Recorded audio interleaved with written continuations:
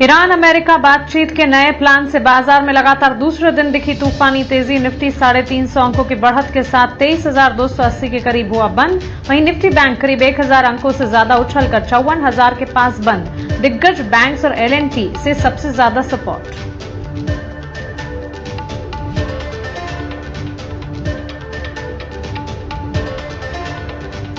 Mid small cap index में लगातार दूसरे दिन जोरदार तेजी। आज करीब 1200 अंकों की तेजी के साथ मिड कैप 100 इंडेक्स दिनों में करीब 3,000 अंक चढ़ा। 2 दिन में 3,000 अंकों की बढ़त। वहीं स्मॉल कैप में 2 दिनों में करीब 6% का उछाल।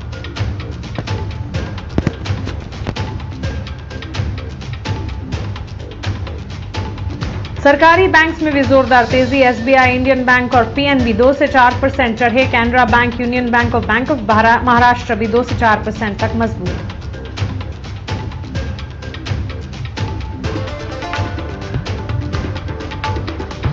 लार्सन एंड टूब्रो में आज भी करीब 4% की जोरदार तेजी। 2 दिन में शेयर करीब 5% भागा। कंपनी को 2,500 करोड़ के नए ऑर्डर्स मिले। यूएस ईरान में बातचीत से ओवरसीज बिजनेस पटरी पर आने की उम्मीद।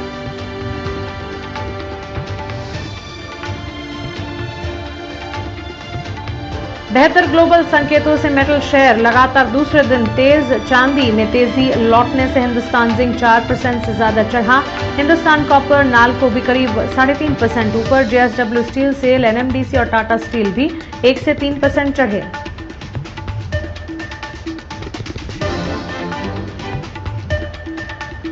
क्रूड में नरमी से ऑटो शेयर्स में लगातार दूसरे दिन तेजी। मारुति, एमएनएम और अशोक लेलैंड करीब 2 से 4% चढ़े। TVS motor, Eicher, Bajaj auto भी 1.5 से 2.5% ऊपर।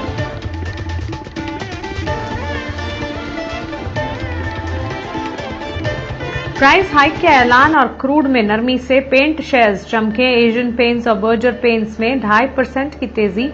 वहीं कंजाई, नैरोलैक और इंडिगो पेंट्स भी करीब 3 से 5% उछले।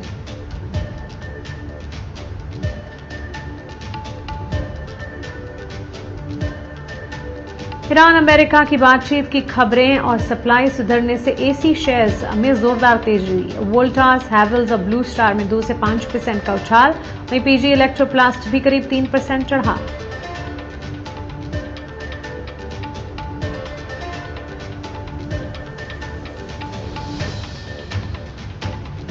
रियल्टी शेयरों में लगातार दूसरे दिन रौनक। ब्रिगेड, अनंतराज और लोधा 1 से 2.5% चढ़े। ओबरॉय, डीएलएफ, शोभा और गोदरेज प्रॉपर्टीज भी करीब 1.5 से 3.5% ऊपर।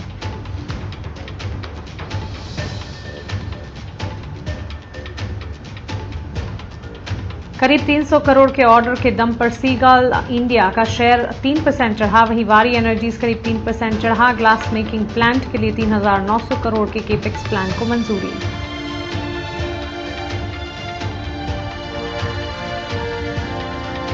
और पश्चिम एशिया में युद्ध से पैदा हुई चुनौतियों पर चर्चा के लिए सरकार ने आज शाम 5 बजे बुलाई सर्वदलीय बैठक।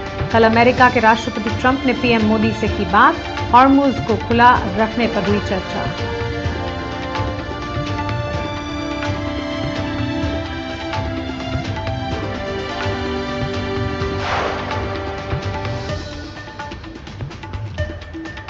नमस्कार, कल की तैयारी में आपका स्वागत है। आपके साथ मैं हूं मानसी दवे। और भारतीय बाजार में युद्ध को लेकर स्थिति जैसे जैसे बेहतर होती हुई नजर आ रही है। बातचीत और समझौते की बात जहां जहां हो रही है उसका असर हम देख रहे हैं कि अक्रॉस द ग्लोब मार्केट्स पर भी रिफ्लेक्ट होता हुआ। और इक्विटी मार्केट में भी इसी तरह के स्टेट और स्थिति हमने लास्ट ट्रेडिंग सेशन में देखी। अच्छी मजबूती के दिन लगातार दूसरे दिन तूफानी तेजी देखने को मिली।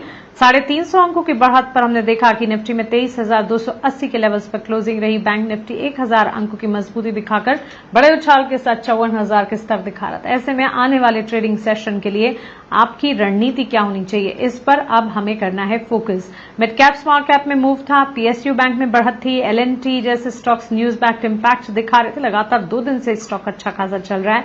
मेटल्स की शाइन भी अच्छी थी। ऑटो की रफ्तार भी बेहतर थी।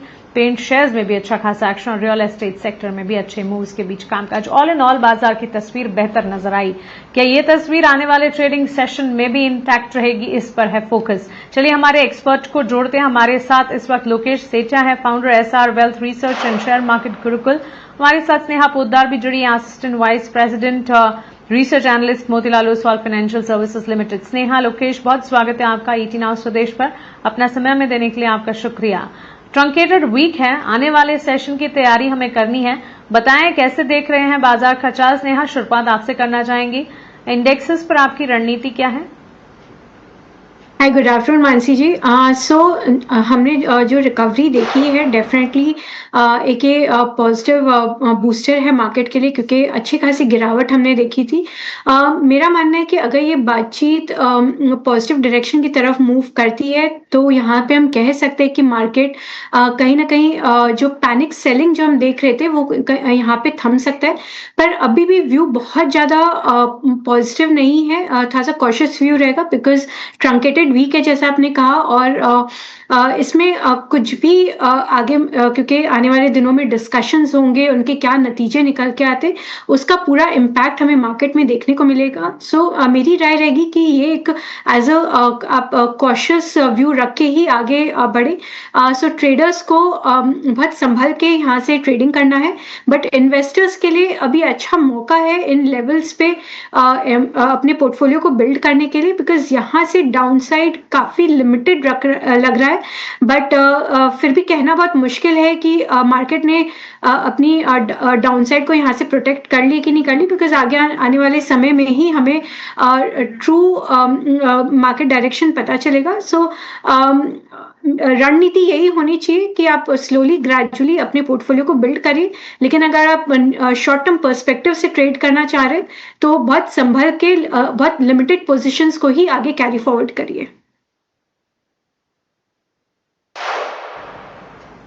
ऑलराइट, निवेशकों के लिए मौके यहां पर बनते हुए दिख रहे हैं। मार्केट वॉलेटाइल थे, लेकिन अब स्थिति बेहतर होती हुई नजर आ रही है। मूविंग अहेड, लोकेश, आप कैसे देख रहे हैं बाजार की चाल को? काफी दिनों के डाउनसाइड मूव के बाद 2 ट्रेडिंग सेशन से बाजार में रौनक दिखी। मानसी जी, गुड आफ्टरनून। ये जो शॉर्ट कवरिंग रैली आपको होते हुए दिख रहा है, ये मुझे लगता है आने वाले कुछ दिन और कंटिन्यू हो सकता है। जिस तरह से शॉर्ट मार्केट में बने हुए थे, बहुत सारे स्क्वीड हो रहे हैं और फंसे हैं, तो वहां पर शॉर्ट कवरिंग रैली आपको देखने को मिला है। बस कंडीशन यही है, वापिस टाइम साहब से कुछ नेगेटिव न्यूज ना आ जाए, तो वो एक थोड़ा सा देखने वाला चीज होगा। तो इसलिए ट्रेडर्स के लिए तो एक बहुत इंपॉर्टेंट चीज है, अगर आप ओवरनाइट पोजीशन कभी भी अभी आने वाले 5-10 दिन में कैरी फॉरवर्ड कर रहे हो तो हेज के साथ ही करें, विदाउट हेज ना करें। और ये सबसे इंपॉर्टेंट टाइम है इन्वेस्टर के लिए पैसा लगाने के लिए। नीचे जाने के लिए 1000-1500 पॉइंट है, मगर आने के लिए आने वाले 2-3 साल में 10,000 पॉइंट है। 33,000-34,000 तक निफ्टी 2 से 3 साल में जा सकता है। और डाउन साइड में हमें दिख रहा है 21,500, 22,000 जो लेवल हमने देखा भी था, इस लेवल तक मार्केट डाउन साइड है। तो 1500-1000 पॉइंट डाउन साइड है, मगर ऊपर 10,000 पॉइंट है। तो एक बहुत अच्छा 1:10 का रिस्क रिवॉर्ड रेशियो बैठ रहा है लॉन्ग टर्म इन्वेस्टर के लिए। तो यहाँ पर अगर अच्छी क्वालिटी के स्टॉक्स ढूंढ के लगाया जाए पैसा, तो आने वाले 2-3 साल में बहुत अच्छा पैसा डबल डिजिट में आपको ग्रोथ में देखने को मिल सकता है स्टॉक पे। तो उस तरह से स्टॉक आइडेंटिफाई करें, तो मुझे लगता है अच्छा पैसा बनेगा।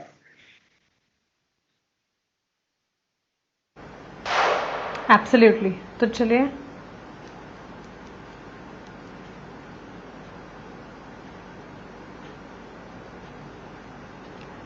तो चलिए ये राय फिलहाल हमें मिलती हुई। और अब सवाल जो आपका सिलसिला शुरू करते हैं। सवाल जो आपका सिलसिला, पहला सवाल जो है वो आया है रवि तिवारी का, भारत कोकिंग कोल पर ये सवाल। इनफैक्ट स्नेहा, एक टेक आपसे मैं जानना चाहूंगी।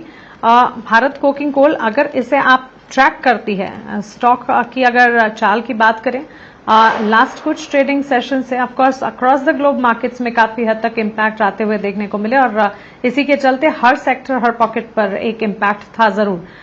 व्यूअर ने 12,000 के लेवल पर खरीदारी कर रखी और 23 रुपए अपने एंट्री लेवल बता रहे हैं। 31 रुपए और 93 पैसे पर यह स्टॉक क्लोज हुआ है, करीब 1.5 से 2% की तेजी के साथ। क्या राय होगी, क्या आप इसे ट्रैक करती हैं? देखिए, भारत कोकिंग कोल मैं ऐसा ट्रैक नहीं करती हूँ, बट एक ये रीसेंट आईपीओ कंपनी है। और अगर हम देखें तो बेसिकली इन्होंने जो इनकी लिस्टिंग हुई थी काफ़ी स्ट्रॉन्ग लिस्टिंग हुई थी बिकॉज़ ये ओवरऑल जो स्टील सेक्टर की जो डिमांड है उसको मीट करते हैं। वहाँ पे काफ़ी तेज़ी रफ्तार से उस तरफ ये इनका रुख बढ़ रहा है। इनफैक्ट मैनेजमेंट ने बहुत स्ट्रॉन्ग गाइडेंस भी दिया था कि जो स्टील कंपनीज़ को जो रॉ मटेरियल लगती है बिकॉज़ स्टील डिमांड आगे आने वाले समय में काफ़ी रोबस्ट रहेगी, तो इनकी जो भी कैपेसिटी एक्सपेंशन होगी वो रॉ मटेरियल की रिक्वायरमेंट को मीट करने के लिए जो नॉन कोकिंग कोल की जो रिक्वायरमेंट होती है उसको फुलफिल करने की ये कोशिश करेंगे। तो इनकी जो ओवरऑल गाइडेंस है उसको नज़र में रखते हुए लॉन्ग टर्म पर्सपेक्टिव से स्टॉक काफ़ी डिसेंट लग रहा है। बट क्योंकि हम कवर नहीं करते तो मैं बहुत ज़्यादा आपको कॉन्फिडेंस के साथ इस पे राय नहीं दे सकती हूँ।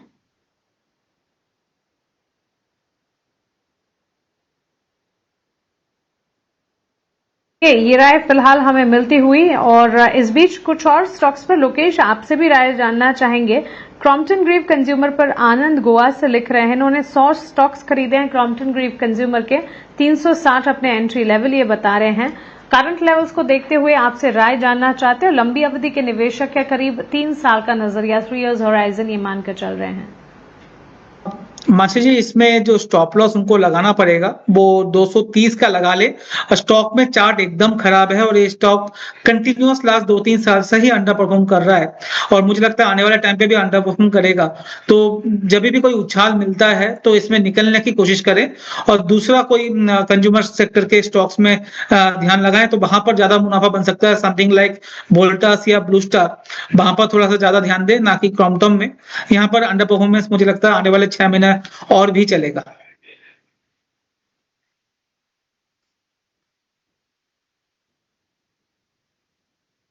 तो चलिए, ये एक टेक फिलहाल क्रॉम्पटन ग्रीव कंज्यूमर पर फिलहाल हमें मिलता हुआ, लेकिन आगे बढ़ेंगे अब वैल्यू इन्वेस्टमेंट पिक। और जैसे हमारे एक्सपर्ट्स भी बता रहे हैं, ये वो समय है जबकि निवेश का नजरिया बनाकर आपको चलना चाहिए। अच्छे लेवल पर मार्केट आपको एंट्री अपॉर्चुनिटी दे रहा है। चलिए सीधा रुख करते हैं उसी सेगमेंट की तरफ, वैल्यू इन्वेस्टमेंट पिक।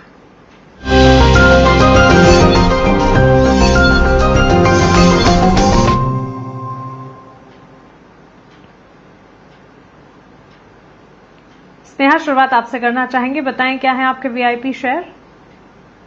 तो मेरी सबसे पहली पिक रहेगी ग्लेनमार्क। सो ग्लेनमार्क ने रिसेंटली अपने GLP-1 ड्रग को लॉन्च किया मार्च 21 को, एंड उन्होंने बेसिकली जो वायल बेस्ड फॉर्मेट है उसमें लॉन्च किया at a very competitive price of 325।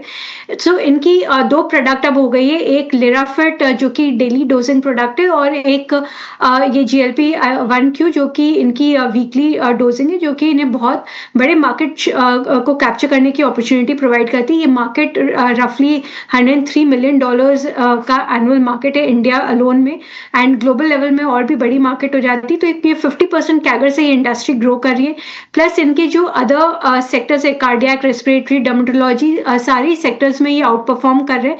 और रिसेंटली इनके जो मॉन्ड्राई फैसिलिटी है यूएस में, उसको भी VAI स्टेटस मिल गया US FDA से, जहाँ पे कमर्शियल मैन्युफैक्चरिंग रिस्टार्ट कर सकते हैं, क्योंकि काफ़ी टाइम से इनके लिए बहुत बड़ा ओवरहैंग था। तो एक काफ़ी पॉजिटिव डेवलपमेंट के कारण मैं ग्लेनमार्क सजेस्ट करूंगी with the target price of 2400। मेरी दूसरी पिक रहेगी जैन रिसोर्स रिसाइकलिंग। तो कंपनी ने रिसेंटली कुवैत की एक कंपनी ब्राज अल खलीज में 25% स्टेक अक्वायर किया है, जिससे कंपनी को एक ग्लोबल प्रेजेंस मिलता है। और केवल ग्लोबल प्रेजेंस ही नहीं, जो इनकी रॉ मटेरियल सिक्योरिटी है वो भी काफ़ी स्ट्रेंथन हो जाती है, बिकॉज इन मिडिल ईस्ट में जो स्क्रैप है वो काफ़ी बड़ी मात्रा में मिलती है, एंड सो इसके थ्रू इन्हें राइट ऑफ फर्स्ट रिफ्यूज़ल रहेगा। और साथ ही साथ में इन्होंने अपने कॉपर रिसाइकलिंग की कैपेसिटी को ग्रो किया है, जो कि जून 2026 में इनकी नई प्लांट ऑपरेशनल हो जाएगी। सो कॉपर एक बहुत ग्रोइंग इंडस्ट्री है, सो वहाँ से कॉपर रिसाइकलिंग की अपॉर्चुनिटी बहुत बड़ी दिख रही है। तो इन दोनों ही फैक्टर्स को सामने रखते हुए ये बहुत अच्छी कंपनी है from a long term perspective. इसे 520 के टारगेट प्राइस से एक्यूमुलेट किया जा सकता है।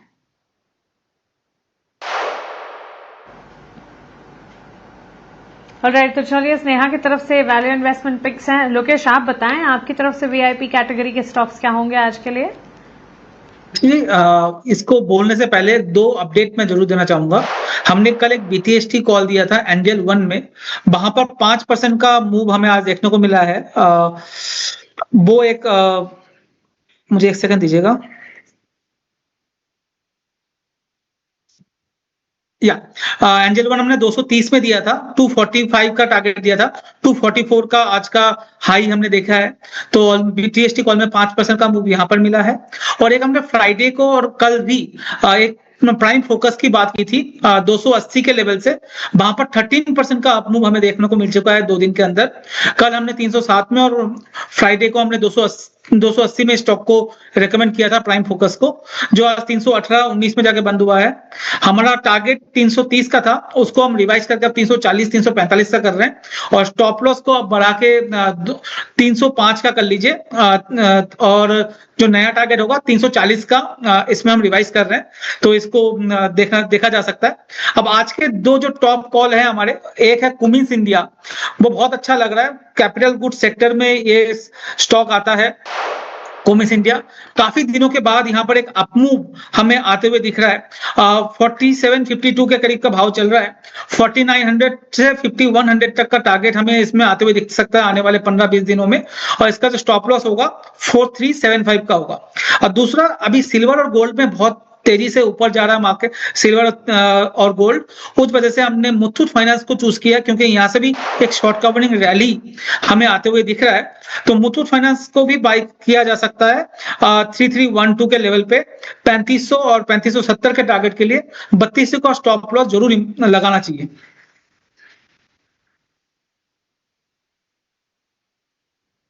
बिल्कुल बिल्कुल लोकेश जी और स्नेहा जी, बहुत शुक्रिया आपका हमारे साथ जुड़ने के लिए, बाजार पर आपका नजरिया, स्ट्रैटेजी और आपके वैल्यू इन्वेस्टमेंट पिक्स हमारे साथ शेयर करने के लिए। इसी के साथ